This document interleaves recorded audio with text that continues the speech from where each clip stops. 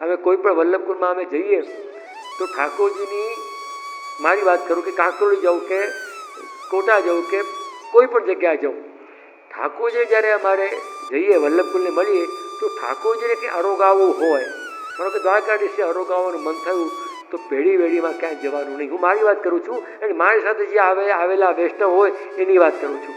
તમારે શ્રવણ મંગલ કરવાનો છે, પછી આનંદ મંગલ કરવો હોય તો કરવાની છૂટ, પણ શ્રવણ મંગલ તો અમે શું કરીએ, મહારાષ્ટ્રી બિરાજતા હોય એને અમે સામગ્રી અરોગાવા માટે કહીએ, કારણ કે એ દ્વારકાધીશના સ્વામીજી એના આચાર્ય છે, એના દ્વારા ઠાકોરજી આવે. પછી પ્રસાદ મળે બીડો ન મળે એની રાહ નહીં જોવાની, પણ દ્વારકાધીશને અરોગાવું છે કે તમારે કે જે મીઠાઈની દુકાનમાં પ્રસાદ ખરીદવો છે બે વાત નક્કી કરી લેવાની. જો વેચાતો પ્રસાદ લેવો હોય તો પ્રસાદનું બધું મળે છે ભાવ પ્રમાણે, આપણે આપણી સામે આપણે આપશે, શું કયો માલ જોઈએ છે આપી દેશું તમે. અત્યારે અમારા અમદાવાદમાં દુનિયાભરમાં અમારે ચાલે છે એવું, ખરીદો લઈ જાઓ, પણ અરોગાવું છે તો એ વલ્લભ દ્વારા જ આરોગે. આપણા ઘરમાં આપણે આપણા જૂના મિત્રો આવ્યા હોય અને કહીએ અરે આટલા વર્ષે મળ્યા, મારે કે જમવા આવજો, કાલે સાંજે આપણે ડિનર કરશું. હવે આપણે તો કહી દીધું, આ પુરુષોની વાત કરું છું. હવે ઘરે જઈને ઘરવાળીને કહેવું પડે કે નહીં કે ત્યારે મારા 4 ભાઈબંધ આવવાના છે જૂના પોઠિયાઓ, બરોબર બનાવજે.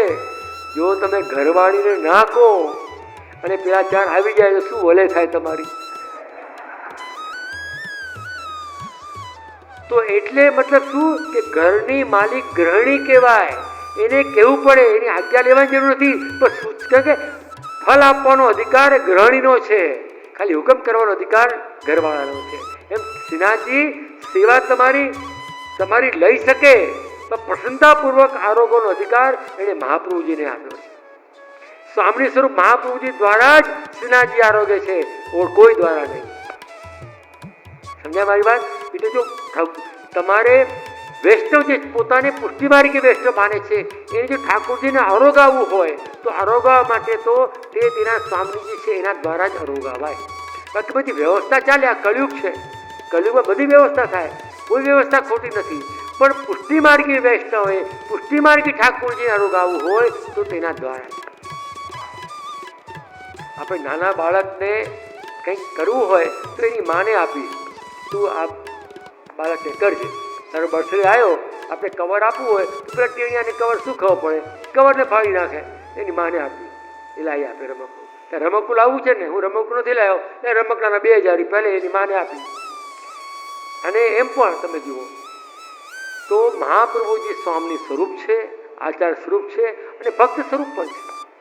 તો પુષ્ટિ ભક્તિ માર્ગમાં આરોગ્ય જે ઠાકોરજી એ મહાપ્રભુજી દ્વારા, કારણ કે કાણી આપણે એની આપીએ છીએ, બાકી આપણે જો વેચાતો લેવો હોય તો મળે.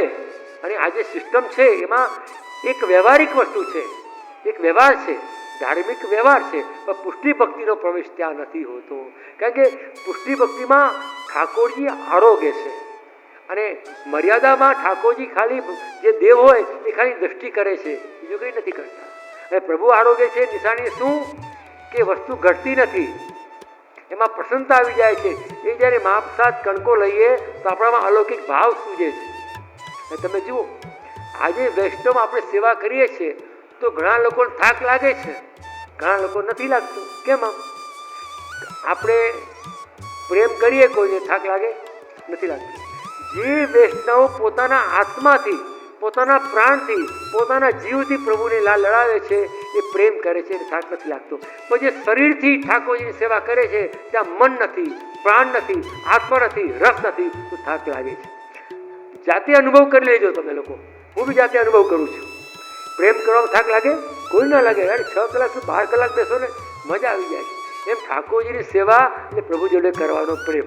આ પૂજા નથી કે આ ચંદન લાવો ને ધૂપ લાવો ને આ લાવો ને તે લાવો ને બ્રાહ્મણ બોલો ને ઘંટા વગાડો ને એક ઠંડી હોય તો નવડાવો ભગવાનને ને શીતકાળ હોય તો ઠંડા જલથી નવડાવો ને આ કરો ને ચંદન, આ બધું નથી. માત્ર કેવળ સ્નેહ. શીતકાળ હોય, ઠાકોરજી માટે 2 રજાઈ ના હોય તો ઠાકોરજીને જે પોડવાની જે ગાદી છે એ 2 ગાદી મૂકો તો ઠાકોરજીને ગરમાવો રહે. સમજો મારી વાત? રજાઈ ભલે બે હોય, રજાઈ એક જ હોય, ઠંડી વધારે હોય તો ઠાકોરજીને જ્યાં પોળે છે જે સૈયામાં એની નીચેની ગાદી બે કરી દો તો ઠાકોરજીને ઘરમાં આવડે. સમજાય કે નહીં? અને રજાઈ હોય તો રજાઈ મૂકો, પણ ઠાકોરજીને કોઈ પણ દિવસ ઠંડીમાં પણ વસ્ત્ર સહિત પોળાવવા નહીં. ઘણા લોકો એવી વાત ચાલે છે, ઠાકોરજી વસ્ત્ર સહિત પોળાવો, ઠંડી લાગે ના લાગે. ઠાકોરજી તો રાત્રે રાસમાં અહીંયા પધારે છે.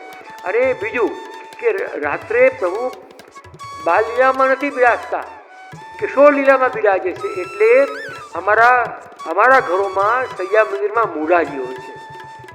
પેલો મૂળ રૂપનો મૂળો નહીં, મૂળાજી એટલે એવો રેશમી બનાવેલો એવો બોક્સ કે જ્યાં સ્વામીજીના શૃંગાર, સ્વામીજીના વસ્ત્ર બધા બિરાજતા હોય. અને ઠાકોરજીના ત્યાં સ્વામીજી રાત્રે આવે ને ઠાકોરજીને મનગમતા શૃંગાર કરે અને રાસમાં પધરાઈ જાય. એટલે આપણે વસ્ત્ર ધર્યા હોય તો પછી ઠાકોરજી સ્વામીજી આવે તો કે આ તો ધરેલા છે, બાલ લીલામાં બાંધેલા છે, એને બાળક રહેવા દો, એને કિશોર નહીં થવા દેવાનું. એ રાસનો આપણે ઘરમાં એ દિવસે રાસ થાય નહીં. સમજ્યા તમે? એટલે ઠાકોરજીને એકના બદલે બે રજાઈ ઓળાવી, પણ રાત્રે પુરાડતી વખતે ખાલી કંઠાભરણ, અહીંની શેષના કળા કે ચરણાવિંદના નૂપુર ધરવા. જેમ તમે લોકો સ્ત્રીઓ બહેનો કોઈ પણ ફંક્શનમાં જઈને આવો તો રાત્રે બધું યા તો કાઢી નાખતા હોય યા હલકું પહેરી લેતા હોય, અને ગળાનું એક અને પગનું તો રહેવા દેવું. એમ ઠાકોરજીને કર્ણના ફૂલ, કંઠાભરણ અને ચરણાવિંદના નૂપુર એટલું રાખવું જોઈએ, કોઈ પણ વસ્ત્ર નહીં. હા, ઠાળું સ્વરૂપ હોય તો તનિયો રાખી શકાય, ખ્યાલ આવે, પરંતુ કોઈ પણ વસ્ત્ર રાખીએ તો ઠાકોરજી બાલ લીલામાં બંધાઈ જાય. અને સ્વામીજી આપણા ઘરમાં પધારે છે, એની છમછમ થાય છે, આપણને સંભળાય કે ન સંભળાય. કોઈ આંધળો માણસ હોય તો એમના કે સાહેબ સૂર્ય ઉગતો નથી, આંધળા માણસ પણ તેજનો અનુભવ તો થતો હોય છે.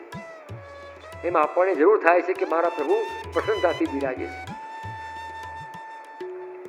હવે આગળ કહે છે કે લાભ પૂજાધર યત્ને શું કૃષ્ણ એવા ગતિર્મમ. દરેક પ્રયાસ આપણો કેવલ લાભ પૂજા માટે થતો હોય એ બરોબર ન કહેવાય. ખાસ કરીને ધર્મમાં આપણે તમે જુઓ કે એક કેલ્ક્યુલેટર જે આવે છે અહીંયા પડ્યું હોય, અત્યારે આપણા માઇન્ડમાં ઘૂસી ગયું છે. કોઈ પણ કામ ગણતરી વિના ન કરીએ, ક્યાંથી આપણને લાભ મળે છે, કેટલો લાભ મળે છે, આ પ્રકારની મનોવૃત્તિ. અને ખાસ કરીને ધર્મમાં, તીર્થમાં, તીર્થ સ્થાનોમાં, તીર્થ સ્થળોમાં કહેવાતા દેવસ્થાનોમાં જો આપણને લાભ પૂજાની વાત દેખાતી હોય તો પછી આપણા આજના જીવોને, કલિયુગના જીવોને ભક્તિમાં, ધર્મમાં અભાવ આવી જાય. કેવલ પૈસા ને એવું નહીં થવું જોઈએ. ભાવ અને ભક્તિ એની કદર થવી જોઈએ. એટલે અહીંયા એમ કે છે કે ધર્મનું આચરણ જ્યારે આપણે કરીએ તો એમાં દરેક કાર્યમાં લોભવૃત્તિ ના હોવી જોઈએ. જેમ આપણે ઠાકોરજીને કોઈ અરોગાવું છે અને આપણે ઘીનો એક ડબ્બો લાવ્યા, સામગ્રી બની રહી છે, તો એમાંથી પહેલાંથી કહી દઈએ કે કેટલું બચશે, કેટલું બચશે, કેટલું બચશે. ઠાકોરજી કે બચાવવાની ઈચ્છા હતી તો ડબ્બો મોકલાયો શા માટે?